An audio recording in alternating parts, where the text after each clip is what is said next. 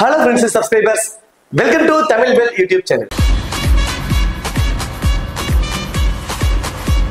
நீங்க நம்ம சேனலை சப்ஸ்கிரைப் பண்ணல அப்படின்னா மறக்காம சப்ஸ்கிரைப் பண்ணுங்க. பக்கத்துல உள்ள பெல் பட்டனை கிளிக் பண்ணுங்க. நாங்க போடக்கூடிய வீடியோக்கள் எல்லாமே உடனடியா பாருங்க. இன்னைக்கு நம்ம வீடியோல ICC மென்ஸ் T20 வேர்ல்ட் கப்போட சூப்பர் 8 மேட்சஸ். சூப்பர் 8 மேட்ச் யாருன்னு சொல்லி பாத்தீங்கன்னா சவுத் ஆப்பிரிக்காவுக்கும் இங்கிலாந்துக்கும் நடக்கக்கூடிய மேட்ச் தான் இந்த இன்னைக்கு நம்ம பார்க்க போறோம். இந்த பர்டிகுலர் ப்ரிவியூ வீடியோ பார்க்கறதுக்கு முன்னாடி நீங்க இன்னும் நம்ம டெலிகிராம்ல ஜாயின் பண்ணலைன்னா மறக்காம ஜாயின் பண்ணிக்கோங்க. டிஸ்கிரிப்ஷன்ல லிங்க் இருக்கு. லாஸ்ட் ஆஃப் அன் ஹவர்ல ஸ்மால் லீக்ஸ்க்கான டீமும் மெகா கான்டெஸ்டுக்கான டீமும் டீம்ஸ் கொடுத்துட்டு இருக்கோம். உங்களுக்கு ரொம்பவே யூஸ்ஃபுல்லா இருக்கும். ஸோ மறக்காம எல்லாரும் டெலிகிராம்ல வந்து ஜாயின் பண்ணிக்கோங்க. டிஸ்கிரிப்ஷன்ல லிங்க் இருக்கு. திரும்பவும் சொல்றேன், டிஸ்கிரிப்ஷன்ல இருக்க லிங்க் மூலியமா ஜாயின் பண்ணீங்கன்னா கரெக்டான சேனல்ல ஜாயின் பண்ணலாம். இல்லைன்னா தப்பான சேனல்ல ஜாயின் பண்ணி இந்த பிரைம் அது மாதிரினா போயிடுவீங்க. ஸோ டிஸ்கிரிப்ஷன்ல இருக்கக்கூடிய லிங்க் மூலியமா கரெக்டான சேனல்ல ஜாயின் பண்ணிக்கோங்க. ஸோ அதுதான் உங்களுக்கும் சேஃப். பிரைமை நோக்கி போகாதீங்க, அது இன்னும் பெட்டர். சரி, மேட்சை பொறுத்த வரைக்கும் ஜூன் 21 இரவு 8 மணிக்கு இந்த மேட்ச் வந்து நடக்குது. மேட்ச் எங்க நடக்குதுன்னு பாத்தீங்கன்னா சென்ட் லூசியாவில் வந்து இந்த மேட்ச் வந்து நடக்க போகுது. சென்ட் லூசியாவோட பிச் ரிப்போர்ட் சொல்லி பாத்தீங்கன்னா இங்க ஃபுல் அண்ட் ஃபுல்லா பேட்டிங்க்கு நல்லாவே சப்போர்ட் பண்ணுங்க. சேஸ் பண்ற டீமுக்கு கொஞ்சம் எக்ஸ்ட்ரா அட்வான்டேஜஸ் இருக்கு. நல்ல ஒரு பியூர் பேட்டிங் ட்ராக்கா தான் இருக்கும். இந்த வெனுல தான் இங்கிலாந்துக்கும் வெஸ்ட் இண்டீஸ்க்கும் இந்த சூப்பர் 8ஓட முதல் மேட்ச் நடந்தது. ஸோ அதுல வந்து 180 ரன் அடிச்சதை ஈஸியா சேஸ் பண்ணி வின் பண்ணாங்க இங்கிலாந்து. ஸோ இங்க வந்து ஃபுல் அண்ட் ஃபுல்லா ஒரு பேட்டிங் சப்போர்ட் பண்ணக்கூடிய ஒரு வெனு தான். இங்க ஒரே ஒரு மைனஸ் வந்து பாத்தீங்கன்னா ஒரு பக்கம் ரொம்ப ஷார்ட் ஹேண்டா இருக்கும், அதாவது ஸ்கொயர் பவுண்டரிஸ்ல. ஒரு பக்கம் வந்து பாத்தீங்கன்னா கொஞ்சம் லாங்கா இருக்கும். தென் விண்ட் இருக்கும். ஸோ விண்ட் இருக்கிறதுக்கு தகுந்த மாதிரி ரொம்ப காத்து அதிகமா இருக்கிறதுனால இது அடிச்சோம் அப்படின்னா திரும்ப பந்து வந்து உள்ளே வருவதற்கான வாய்ப்புகளா இருக்கும். ஸோ அது மாதிரி அதுக்கு தகுந்த மாதிரி லெஃப்ட் ரைட் காம்பினேஷன்ல மோஸ்ட் ப்ராபபிலி ஆட வைப்பாங்க. அது ஒண்ணு. ரெண்டாவது வந்து இங்க ஃபுல்லா வந்து பேட்டிங்க்கு சப்போர்ட் பண்றாங்க. நல்ல ஒரு ஹை ஸ்கோரிங் தான் இருக்கும் போது ஒரு 170+ ரன்ஸ் வரைக்கும் அடிப்பதற்கான வாய்ப்பு இருக்கும். இங்க இந்த அளவுக்கு ஃபுல் அண்ட் ஃபுல்லா பேட்டிங்க்கு எல்லாம் சப்போர்ட் பண்ணுது அப்படிங்கிற பட்சத்துலயுமே முதல் இன்னிங்ஸ்ல நல்ல ஸ்விங் இருக்கு. முதல் 3 ஓவர் வந்து பாத்தீங்கன்னா நல்ல ஸ்விங், நல்ல சீம் இருக்கும். ஃபாஸ்ட் பவுலர்ஸ்க்கு ரொம்பவே சப்போர்ட் பண்ணும். பிச்சு கொஞ்சம் மியூசிடி பிச்சு ஆக ஆக ஆக ஸ்பின்னர்ஸ்க்கு கொஞ்சம் டாமினேட் கிடைக்கும். பர்டிகுலரா லெக் ஸ்பின்னர்ஸ் இங்க வந்து கொஞ்சம் அதிகப்படியான விக்கெட்ஸ் வந்து எடுப்பாங்க செகண்ட் இன்னிங்ஸ்ல. வெனு ரெக்கார்டு சொல்லி பாத்தீங்கன்னா 21 மேட்ச் வந்து இங்க பிளே பண்ணிருக்காங்க. அதுல பேட்டிங் ஃபர்ஸ்ட் பண்ண டீம் 11, பேட்டிங் செகண்ட் பண்ண டீம் 10 மேட்சும் வந்து வின் பண்ணிருக்காங்க. அதான் ஈக்குவலா தான் இருந்திருக்காங்க. பேட்டிங் ஃபுல்லா சப்போர்ட் பண்ணக்கூடிய ஒரு வெனு கிட்டத்தட்ட ஒரு 175+ ரன் அப்படிங்கிறது ஒரு ஆவரேஜாவே வரும் இந்த பர்டிகுலர் வெனுவை பொறுத்த வரைக்கும். ஹெட்வர்ட் ரெக்கார்டை பொறுத்த வரைக்கும் 25 மேட்ச் பிளே பண்ணிருக்காங்க. அதுல 2 பேருமே 12 மேட்ச் வின் பண்ணிருக்காங்க. யாருமே அப்பர் ஹெட்லாம் கிடையாது, ஈக்குவலாவே மெயின்டைன் பண்ணிருக்காங்க. 2 டீமுமே பயங்கர காம்படிட்டிவான ஒரு டீமா வந்து இருந்திருக்காங்க. இதுக்கு முன்னாடி நடந்த ஹெட்வர்ட் மேட்சஸ்ல ஒரு மேட்ச் வந்து பாத்தீங்கன்னா நோ ரிசல்ட்ல வந்து இருந்திருக்கு. 2 டீமோட ஒரு பாசிபிளான பிளேயிங் பார்த்தோம் அப்படின்னா சவுத் ஆப்பிரிக்கா டீமை பொறுத்த வரைக்கும் குயின்டன் டிகாக் அண்ட் ரீசா ஹெண்ட்ரிக்ஸ் 2 பேரும் இன்னிங்ஸ் ஓபன் பண்ண போறாங்க. குயின்டன் டிகாக் தான் வந்து விக்கெட் கீப்பர் பண்ண போறாரு. அடுத்ததான் Tristan Stubbs, Aiden Markram, Heinrich Klaasen, David Miller, then அடுத்ததா Marco Jansen, Keshav Maharaj, Kagiso Rabada, Anrich நோக்கியா, தென் அடுத்ததா வந்து பாத்தீங்கன்னா டிஸ் சாம்சி. ஸோ இது வந்து சவுத் ஆப்பிரிக்காவோட ஒரு பிளேயிங் லெவல். ஸோ இதுல குயின்டன் டிகாக், ரீசா ஹெண்ட்ரிக்ஸ் 2 பேரும் இன்னிங்ஸ் ஓபன் பண்ணுவாங்க. 1 டவுன் வந்து ஐடன் மர்க்ரம், தென் அடுத்ததா second down Kristen Stubbs and Heinrich Klaasen, David Miller. So இதுதான் அவங்களோட காம்பினேஷனா வந்து இருக்கும். தென் அடுத்ததா வந்து பாத்தீங்கன்னா இங்கிலாந்து டீமை பொறுத்த வரைக்கும் ஜாஸ் பட்லர் அண்ட் பிலிப் சால் 2 பேர் வந்து இன்னிங்ஸ் ஓபன் பண்ண போறாங்க. தென் அடுத்ததா Jonny Bairstow, Harry Brook, Moeen Ali, Liam Livingstone, Sam Curran, Jofra Archer, Adil Rashid, Mark Wood and Reece Topley.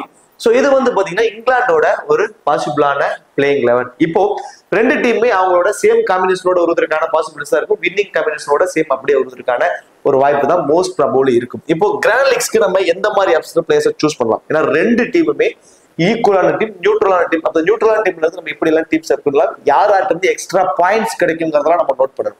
So நியூட்ரலான டீம்ஸை பொறுத்த வரைக்கும் இது ஒரு மிகப்பெரிய ஒரு மைனஸ். ஒரு ஒன் சைட் டீம்ஸ் அப்படின்னா ஒரு ஒன் சைடா எந்த டீம் ஸ்ட்ராங்கான டீம் அதுக்கு ஃபேவரா போயிடலாம். 2 டீமே நியூட்ரலான டீம் அப்படிங்கிறப்போ 2 டீம்ல இருந்து எக்ஸ்ட்ரா அட்வான்டேஜஸ் யாராருக்கு இருக்கு, சின்ன சின்ன பாயிண்ட்ஸ் யாராருக்கு கிடைக்கும், இப்படிங்கிறதெல்லாம் மைல் விட்டு நம்ம நோட் பண்ணோம் அப்படின்னா அந்த டீம் வந்து ஒரு பர்ஃபெக்ட் டீமா அமையறதுக்கு சான்சஸ் இருக்கும். ஸோ அதை பத்தி எல்லாமே டெப்தா பார்ப்போம். இப்படி பாக்குறதுக்கு முன்னாடி நீங்க இன்னும் குபேரா ஃபேண்டசில ஜாயின் பண்ணீங்கன்னா மறக்காம ஜாயின் பண்ணிக்கோங்க. டிஸ்கிரிப்ஷன்ல லிங்க் இருக்கு. இன்வைட் கோட் நம்ம சேனல் நேம் தான் தமிழ் பெல். ஸ்மால் லீக்ஸ்க்கு ரொம்பவே பெஸ்டா இருக்கும். அது மட்டும் கிடையாது, இதுல இன்னொரு ஆப்ஷன் இருக்கு. நீங்க கேப்டன், வைஸ் கேப்டன், இப்படி டீம்ஸ் எதுவுமே நீங்க போட தேவையில்ல. ஒரே ஒரு பிளேயரை மட்டும் சூஸ் பண்ணி உங்களால நிறைய ஏர்ன் பண்ண முடியும். டியோ அப்படிங்கிற ஒரு ஆப்ஷன் இருக்கு. 5 பிளேயர் அவங்க மெயின்டனே கொடுத்துருப்பாங்க. ஸோ அதுல இருந்து நீங்க ஒரு பிளேயரை சூஸ் பண்ணிக்கலாம். மீதி இருக்க 4 பிளேயர்ல இருந்து உங்களோட ஆப்போனன்ட் ஒரு பிளேயரை சூஸ் பண்ணுவாங்க. ஸோ நீங்க பிக் பண்ணிருக்க பிளேயர் ஒரு 30 பாயிண்ட்ஸ் எடுக்கிறாங்க, உங்க ஆப்போனன்ட் பிக் பண்ணிருக்க பிளேயர் ஒரு 35 பாயிண்ட்ஸ் எடுக்கிறாருன்னா உங்க ஆப்போனன்ட் வின். ஸோ யார் அதிக பாயிண்ட்ஸ் எடுக்கிறாங்களோ அவங்க வின். அந்த 5 பிளேயர்ல இருந்து ஒரு 5 பிளேயர் கொடுத்துருக்காங்கன்னா அதுல உள்ள இருந்து மட்டும் தான் எடுக்க முடியும். இப்போ எக்ஸாம்பிளுக்கு நீங்க ஒரு பிளேயரை சூஸ் பண்ணிடுறீங்க, ஆஃப்டர் லைன் அப்ஸ்க்கு அப்புறம் அவர் இல்லைன்னா அந்த அமௌண்ட் உங்களுக்கு ரீஃபண்ட் ஆயிடும். அது மட்டும் கிடையாது, இதுல ஜிஎஸ்டி ஃப்ரீ டெபாசிட், நீங்க பண்ணக்கூடிய டெபாசிட்க்கு ஜிஎஸ்டி சார்ஜஸும் பிடிப்பதில் ரொம்பவே சூப்பரா இருக்கும். கண்டிப்பா ட்ரை பண்ணி பாருங்க. இந்த T20 வேர்ல்டு கப்புக்கு அவங்க லீடர் போர்டும் அனௌன்ஸ் பண்ணிருக்காங்க. ரொம்பவே சூப்பரா இருக்கும். கண்டிப்பா ட்ரை பண்ணி பாருங்க. டிஸ்கிரிப்ஷன் லிங்க் இருக்கு. இன்வைட் கோட் வந்து தமிழ் பெல் நம்ம சேனலோட நேம் தான். சரி, ஓகே, வாங்க வீடியோக்குள்ள போகலாம். இப்போ ஃபர்ஸ்ட் வைஸ் ரெண்டு டீமே நியூட்ரல் அப்படிங்கிறப்ப கிட்டத்தட்ட உங்களுக்கு எல்லாருக்குமே எல்லார பத்தியுமே ஓரளவு தெரிஞ்சிருக்கும். இப்போ இதுல ஆப்ஷன்ஸ் வைஸ் உங்களுக்கு நான் சொல்றேன் யார் யாருக்கு இந்த மாதிரி options. First double options wise யார் யாருக்கு இருக்குன்னு பார்த்தோம். So Quinton de Kock wicket keeper பண்றாரு. தென் ஆப்போசிட்ல ஜாஸ் பட்லர் விக்கெட் கீப்பர் பண்றாரு. விக்கெட் கீப்பர் ஆப்ஷன்ல பிலிப் சால்ட் இருக்கலாம். ஸோ ஆப்ஷன்ஸ் வைஸ் பாக்குறப்போ கிறிஸ்டன் ஸ்டப்ஸ் கூட மேபி இருக்கலாம், அவங்க விக்கெட் கீப்பர் ஆப்ஷன் கூட இருக்கலாம். ஆனா விக்கெட் கீப்பர் பண்றவங்க யாரு அப்படின்னா குயின்டன் டி காக்கும் ஜாஸ் பட்லர், இந்த 2 பேர் தான் விக்கெட் கீப்பர் பண்றாங்க. விக்கெட் கீப்பர்லயே கேட்சுக்கு ஒரு 8 பாயிண்ட் கிடைக்குது, ஸ்டம்பிட் பண்ணா ஒரு 12 பாயிண்ட் கிடைக்குது, ரன் அவுட் பாயிண்ட் பால் வந்து பிடிச்சி அடிச்சாங்கன்னா ஒரு 6 பாயிண்ட், தென் த்ரோ பண்றவங்களுக்கு ஒரு 4 பாயிண்ட், இப்படி பாயிண்ட்ஸ் எதெல்லாம் கிடைக்கும் நம்ம நோட் பண்ணணும். ஸோ ஒரு கேட்ச், ஒரு ஸ்டம்பிட், ஒரு ரன் அவுட் இதெல்லாம் பண்ணாங்கன்னாவே விக்கெட் கீப்பர் பண்றவங்க ஒரு 20+ ஃபேண்டசி பாயிண்ட்ஸ் வந்துருவாங்க, நார்மலாவே வந்துருவாங்க. தென் அது இல்லாம ஸ்டார்டிங் பாயிண்ட் ஒரு 4 பாயிண்ட். ஸோ கிட்டத்தட்ட ஒரு 24+ ஃபேண்டசி பாயிண்ட்ஸ் அதுலயே வந்துடுறாங்க. இன்னிங்ஸ் ஓபன் பண்றப்போ பவர் பிளேல அழகா யூஸ் பண்ணிக்குவாங்க. பவர் பிளேக்குள்ள முதல் 6 ஓவர் வந்து எல்லாருமே சர்க்கிள்குள்ள இருக்கிறப்போ பவுண்டரிஸ்ல நிறைய ட்ரீட் பண்றதுக்கு சான்சஸ் இருக்கும். ஸோ முதல் பவர் பிளேக்குள்ளே ஒரு 20 ரன் அடிச்சிட்டாருன்னா கூட கிட்டத்தட்ட ஒரு 55ல இருந்து ஒரு 70+ ஃபேண்டசி பாயிண்ட்ஸ் வரைக்கும் வர சான்சஸ் 2 விக்கெட் கீப்பர்ஸ் இருக்கும். ஸோ விக்கெட் கீப்பர்ஸ் 2 பேருமே ரொம்பவே இம்பார்ட்டன்ட். பர்டிகுலர் 2 பேருமே இன்னிங்ஸ் ஓபன் பண்றது ரொம்பவே வந்து ஒரு சேஃபான ஆப்ஷனாகவும் தெரியுறாங்க 2 பேருமே. தென் அடுத்ததான் வேற யாருக்காவது ஆப்ஷன் வைஸ் இருக்கான்னு சொல்லி பாத்தீங்கன்னா ஐடன் மக்ரம் 1 or 2 ஓவர்ஸ் பவுல் பண்றதுக்கான சான்சஸ். ஆனா ஆப்போசிட் டீம்ல மொயின் அலிங்கிற ஒரே ஒருத்தர் மட்டும் தான் லெஃப்ட் ஹேண்டர் அப்படிங்கிறப்போ ஸோ ஐடன் மக்ரமும் பவுல் பண்ண மாட்டாரு. ஸோ ஐடன் மக்ரமுக்கு இருக்கக்கூடிய அந்த பவுலிங் ஆப்ஷன்ஸும் கம்மி ஆயிடுது. தென் ஐடன் மக்ரமை எந்த மாதிரி டீம்ஸ்ல பிக் பண்ணணும் அப்படின்னா அவர் வந்து கிட்டத்தட்ட விளையாண்டு 10 மேட்ச் விளையாடுறாரு அப்படின்னா அதுல 8 மேட்ச்ல பேட்டிங் ஃபர்ஸ்ட் பண்றப்ப அவரோட ஆவரேஜ் ரொம்பவே சூப்பரா இருக்கு. பேட்டிங் செகண்ட் பண்றப்ப கொஞ்சம் ஏர்லியரா அவுட் ஆயிட்டு இருக்காரு. பேட்டிங் செகண்ட் பண்றப்ப சேசிங் ஃபியர், கிட்டத்தட்ட சவுத் ஆப்பிரிக்கன் டீம்னாவே அது சேசிங் ஃபியர் அப்படிங்கிற மாதிரியான ஒரு கட்டமைப்புல ஒரு பேர்ல எல்லாம் அவங்க இருக்காங்க. அதுக்கு காரணம் இந்த முக்கியமான பிளேயர்ஸ் எல்லாமே சேசிங்ல கொஞ்சம் வீக்கா இருக்கிறது தான். ஸோ ஐடன் மக்ரம் இன்னிங்ஸ் ஓபன் பண்றப்போ, அதாவது இன்னிங்ஸ் ஓபன் பண்றப்போங்கிற ஃபர்ஸ்ட் பேட் பண்றப்போ நல்ல ஆவரேஜ் அவுட் இருக்கு, நல்லா பர்ஃபார்மன்ஸ் பண்றாரு. மினிமம் 25ல இருந்து 30 ரன்ஸ் வரைக்கும் அடிக்கக்கூடிய எபிலிட்டி இருக்கு. ஸோ ஃபர்ஸ்ட் பேட்டிங் தான். செகண்ட் பேட் பண்ண போறாரு அப்படின்னா அவரை நீங்க ஒரு 50-50 ஆப்ஷன்ஸ் வச்சுக்கோங்க. மினிமம் ஒரு 15 ரன்குள்ள ஒரு அவுட் ஆகிறதுக்கான மோஸ்ட் ப்ராபபிள் அந்த மாதிரி தான். வேற எந்த ஒரு எக்ஸ்ட்ரா அட்வான்டேஜஸும் இல்லை. இதுவே இங்கிலாந்து டீம்ல டாப் தாட்ல ஒரு 2-3 லெஃப்ட் ஹேண்டர்ஸ் இருக்காங்க அப்படின்னா மஸ்ட் ட்ரை நான் சொல்லுவேன். ஏன்னா பவுல் மினிமம் 2 ஓவர் பவுல் பண்ணுவார் அப்படின்ட்டு. இப்போ பவுலிங் ஆப்ஷன்ஸ் இல்லாதனால சிங்கிள் ஆப்ஷன் அஸ் எ பிளேயரா மட்டும் ஒரு 20 ரன்ஸ் வரைக்கும் அடிப்பதற்கான சான்சஸ் தான் மோஸ்ட் ப்ராபபிளி இருக்கும். ஹென்ரி கிளாசனுக்கு முன்னாடி கிறிஸ்டன் ஸ்டப்ஸ் கொஞ்சம் டாப் ஆர்டர்ல ப்ரொமோட் பண்ணிடுவாங்க. ஏன்னா ஹென்ரி கிளாசனுக்கு கடைசி ஒரு 8 ஓவர் அந்த மாதிரியான ஒரு ஆப்ஷன் தான். அவர் 12வது ஓவர்ல ஒரு விக்கெட் விழுதுன்னா உடனே ஹென்ரி கிளாசன் ஆட வைப்பாங்க. ஸோ அதுக்கப்புறம் வந்து பாத்தீங்கன்னா டேவிட் மில்லர் அந்த மாதிரி ஒரு ஆப்ஷன்ஸ்க்கு வந்துருவாங்க. ஸோ அதுக்கு முன்னாடி 2 விக்கெட் விழுதுன்னா உடனே என்ன பண்ணுவாங்க, கிறிஸ்டன் ஸ்டப்ஸ் தான் டாப் ஆர்டர்ல ப்ரொமோட் பண்ணிடுவாங்க. Kristen Stubbs pick differential pick வெறும் 32% அபியூசஸ் தான் அவர் ட்ரை பண்ணிருக்காங்க. இந்த மேட்ச் அவர் தான் வந்து ஒரு ஒர்த்தபிள் பிக்கா வந்து இருக்க போறாரு உங்களோட கிராண்ட் லீக்ஸ்க்கு. அவரோட ஃபீல்டிங் பொசிஷன் அதுக்கு வந்து ஒரு உதாரணமா இருக்கும். அவரோட ஃபீல்டிங் பொசிஷன் எல்லாமே இந்த ஸ்கொயர் பவுண்டரிஸ்லயும் அந்த லாங் ஆஃப்லயும் அவரோட ஃபீல்டிங் பொசிஷன் இருக்கிறதுனால மேட்சுக்கு மேட்ச் ஒரு கேட்ச் பிடிச்சிடுறாரு. ஸோ ஒரு கேட்ச் பிடிச்சிட்டாரு, ஒரு ஸ்டார்டிங் பாயிண்ட் 4 பாயிண்ட்னாவே இதுலேயே ஒரு 12+ ஃபேண்டசி பாயிண்ட்ஸ் கிடைச்சிருது. தென் ஐடன் மக்ரம் அடிக்கக்கூடிய அந்த 20 ரன்ஸை இவர் வந்து அடிச்சிட்டாரு அப்படின்னா இவருக்கு ஒரு 30+ ஃபேண்டசி பாயிண்ட், கிட்டத்தட்ட ஒரு 50+ ஃபேண்டசி பாயிண்ட்ஸ் வரைக்கும் இவர் வர சான்சஸ் வந்து இவருக்கு கிடைச்சிடும். ஸோ இப்போ டிஃபரன்சியலா ட்ரை பண்றப்போ கிறிஸ்டன் ஸ்டப்ஸ் ஐடன் மக்ரம் 2 பேருமே அடுத்தடுத்த டவுன்ல தான் வர போறாங்க. ஸோ கிறிஸ்டன் ஸ்டப்ஸோட டவுன் ரொம்ப கீழே போக போறது இல்லை, அடுத்தடுத்த டவுன் தான் வராங்க. அப்போ பர்சன்டேஜ் கொஞ்சம் ஐடன் மக்ரம் அதிகமா இருக்காரு, கிறிஸ்டன் ஸ்டப்ஸ் கம்மியா இருக்கிறப்போ இவருக்கு ஃபேண்டசி வேல்யூ கொஞ்சம் இன்க்ரீஸ் ஆகுது கிறிஸ்டன் ஸ்டப்ஸ்க்கு இந்த ஃபீல்டிங் பொசிஷன்னால. ஸோ அவரை வந்து நீங்க ஒரு டிஃபரன்சியலா நீங்க ட்ரை பண்ணி பார்க்கலாம் ஐடன் மக்ரம்க்கு பதிலா. ஹென்ரி கிளாசன் விக்கெட் கீப்பர் பண்ணாதது அவருக்கு இருக்கக்கூடிய மிகப்பெரிய ஒரு மைனஸா இருக்கு.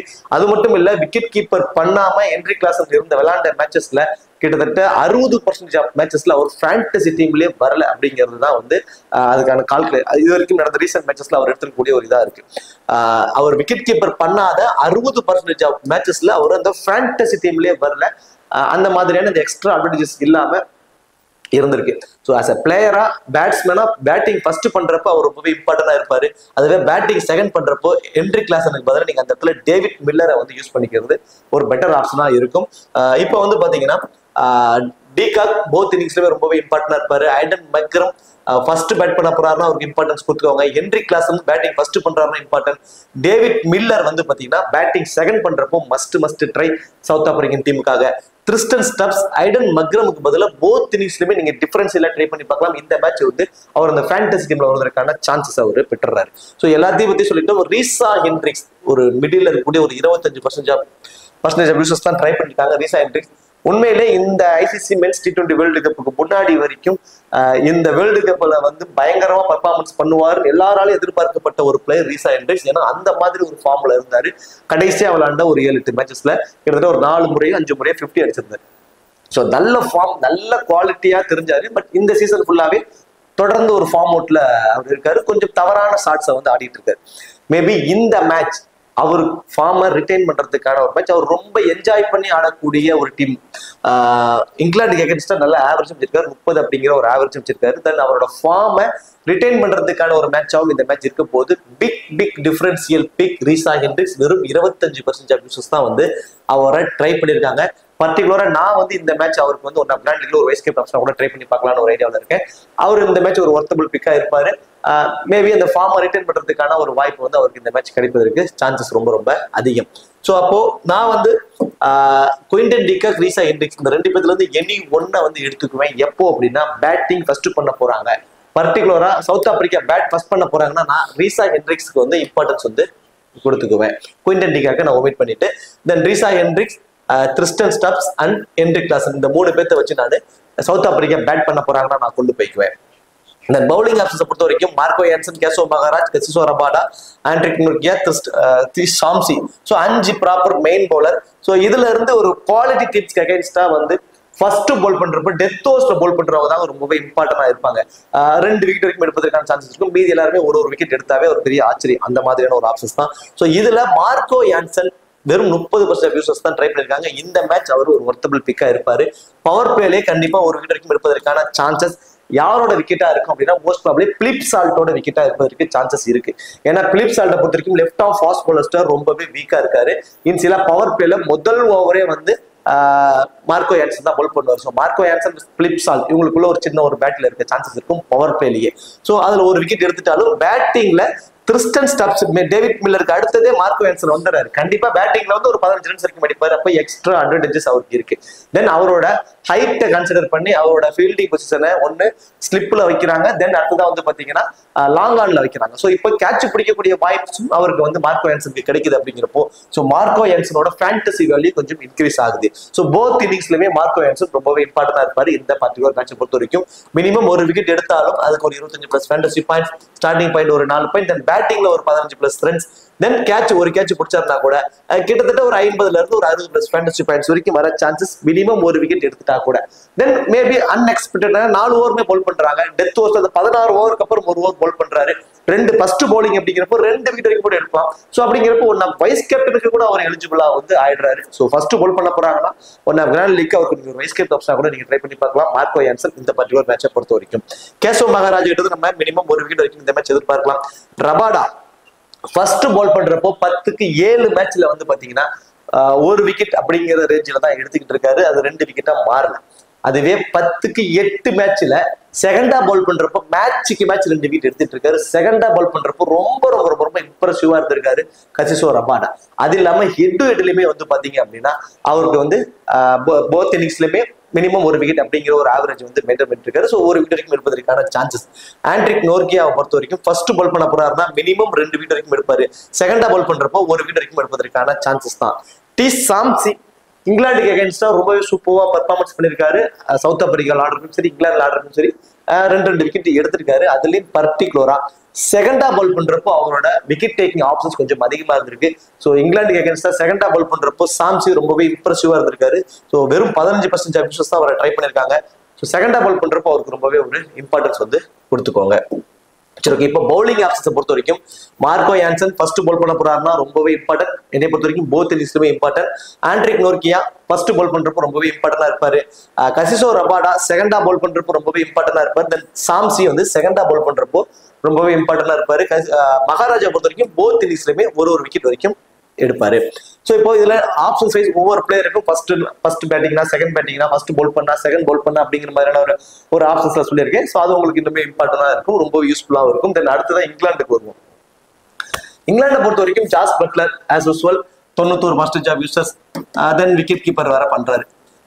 போத் இன்னிங்ஸ்லயுமே அவர் இன்னிங்ஸை ஓப்பன் பண்றப்போ T20s அவரோட ஆவரேஜ் ரொம்பவே சூப்பரா இருந்திருக்கு. பட் இந்த சீசன்ல இந்த சீரீஸ்ல பெருசா பெர்ஃபார்மன்ஸ் இல்ல. லாஸ்ட் மேட்ச் கூட பாலுக்கு பால் லைக் 25 பால் 25 ரன் அந்த மாதிரி தான் ஆடி இருந்தாரு. இந்த மேட்ச் ரொம்பவே அவர் என்ஜாய் பண்ணி ஆடக்கூடிய ஒரு டீம் சவுத் ஆப்பிரிக்கன் டீம். அவருக்கு அகேன்ஸ்ட் நல்லா ஆவரேஜும் வச்சிருக்காரு. கண்டிப்பா அவரோட பேட்ல இருந்து நம்ம ஒரு 35 இருந்து 50 ரன்ஸ் வரைக்கும் கூட நம்ம இந்த மேட்ச் வந்து எதிர்பார்க்கலாம் ஜாஸ் பட்லர்கிட்ட. தென் விக்கெட் கீப்பர் மூலமே கிடைக்கக்கூடிய ஃபேண்டசி பாயிண்ட்ஸ் எல்லாமே அவருக்கு கிடைக்கக்கூடிய extra advantages. Phil Salt last match வந்து பயங்கரமான ஒரு நாக் வெஸ்ட் இண்டீஸ்க்கு அகைன்ஸ்டா பிரிச்சுட்டாரு, அடி பின்னி எடுத்துட்டாரு. பட் குவாலிட்டியான ஒரு பவுலிங் அட்டாக் இல்ல, அது உண்மை. வெஸ்ட் இண்டீஸ் டீம் அந்த அளவுக்கு ஒரு குவாலிட்டியான ஒரு லெஃப்ட் ஆர்ம் ஃபாஸ்ட் பால்ஸ்ல நம்ம ப்ரிவியூல சொல்லியிருந்தோம். ஒபேட் மெக்காய் இருந்திருந்தாருன்னா மேபி பிலிப் சால்ட்டுக்கு அகைன்ஸ்ட் ஒரு பயங்கர பேட்டில் இருந்திருக்கும் அப்படின்ட்டு. ஒபேட் மெக்காய் இல்ல, அவர்கிட்ட எடுத்துட்டாங்க. ஸோ இந்த மேட்ச் கண்டிப்பா மார்க்கோ யான்சன் இருந்து ஒரு சின்ன ஒரு பேட்டில் பிலிப் சால்ட்டுக்கு இருக்க சான்சஸ் ரொம்ப அதிகம். மார்க்கோ யான்சன் எஸ் பிலிப் சால்ட் இவங்களுக்குள்ள ஒரு சின்ன ஒரு பேட்டில் கண்டிப்பா இருக்கும் பவர் பிளேக்குள்ளேயே. மேபி அந்த மார்க்கோ யான்சனை கொஞ்சம் ஓவர் கம் பண்ணிட்டாரு அப்படின்னா அவரோட பேட்ல இருந்து ஒரு 30 ரன்ஸ் வரும். பட் ஒரு கிட்டத்தட்ட ஒரு 70% ஆஃப் ஒரு ஆப்ஷன் பிலிப் சால்ட்டுக்கு மார்க்கோ யான்சன் இருந்து ஒரு சின்ன ஒரு பேட்டில் இருக்க வாய்ப்பு இருக்கு. ஜானி பாஸ்டோ லாஸ்ட் மேட்ச் வந்து பாத்தீங்கன்னா மொயின் அலியை ஒன் டவுன் ஆட வச்சுட்டாங்க. இந்த மேட்சும் மொயின் அலியை ஒன் டவுன் ஆட வைப்பதற்கான வாய்ப்பு ரொம்ப ரொம்ப ரொம்ப அதிகம். என்ன காரணம், ஆல்ரெடி நம்ம ஃபர்ஸ்ட் பிச் ரிப்போர்ட்ல சொல்றப்பே சொன்னோம். ஒரு பக்கம் வந்து பாத்தீங்கன்னா ஷார்ட் பவுண்டரிஸ், ஒரு பக்கம் கொஞ்சம் லாங் பவுண்டரிஸ், அது இல்லாம விண்டு வேற இருக்கிறதுனால லெஃப்ட் ரைட் காம்பினேஷன்ல மோஸ்ட்லி பயன்படுத்துவாங்க. ஸோ மொயின் அலியை இந்த மேட்சும் ஒன் டவுன் அனுப்புவதற்கான பாசிபிலிட்டிஸ் ரொம்ப ரொம்ப ரொம்ப அதிகம். அப்படிங்கிறப்போ மொயின் அலி இந்த மேட்ச் ஒரு சூப்பர்வான ஒரு கிராண்ட் லீக் பிக்கா தெரியுறாரு. அது இல்லாம 75% ட்ரை பண்ணிருக்காங்க. பேட்டிங்ல கண்டிப்பா 25 ரன்ஸ் வரைக்கும் அடிப்பாரு. அதை தாண்டி டிகாக், மில்லர் 2 லெஃப்ட் ஹேண்டர்ஸ் இருக்காங்க. மினிமம் ஒரு 2 ஓவர்ஸ் வரைக்கும் போல் பண்றதுக்கான வாய்ப்புகள் ரொம்ப அதிகம் மொயின் அலி கிட்ட இருந்து. ஒரு அன்எக்ஸ்பெக்டட் விக்கெட்ஸ் கண்டிப்பா கிடைக்குமாங்கிறது ஒரு மிகப்பெரிய கொஸ்டின் மார்க். ஃபீல்டிங் பொசிஷன்ல ஒரு கேட்ச் பிடிச்சிடுவாரு. பேட்டிங்ல 20 ரன்ஸ் வரைக்கும் கண்டிப்பா ஆடுவார் ஒன் டவுன் வரதுனால. ஜானி பாஸ்டோ லாஸ்ட் மேட்ச் வந்து ஒரு சூப்பரான ஒரு நாக் ஆடினாரு. தென் மேட்ச் டோட்டலாவே மாத்தி கொடுத்துட்டாரு. அவர்கிட்ட இருக்கக்கூடிய பிளஸ் வைஸ் பாக்குறப்போ ஃபாஸ்ட் பாலர்ஸ் பொழந்து எடுத்துருவாரு. ஆனா ஸ்பின்னர்ஸ் வீக், குவாலிட்டியான ஸ்பின்னர்ஸ் கேசோ மகாராஜா அண்ட் சாம்சி 2 பேர்த்துக்கிட்ட இருந்துமே அவருக்கு பயங்கர பேட்டில். பர்டிகுலரா சாம்சி கிட்ட அவர் நிறைய முறை அவரோட விக்கெட்டை பறி கொடுத்திருக்காரு.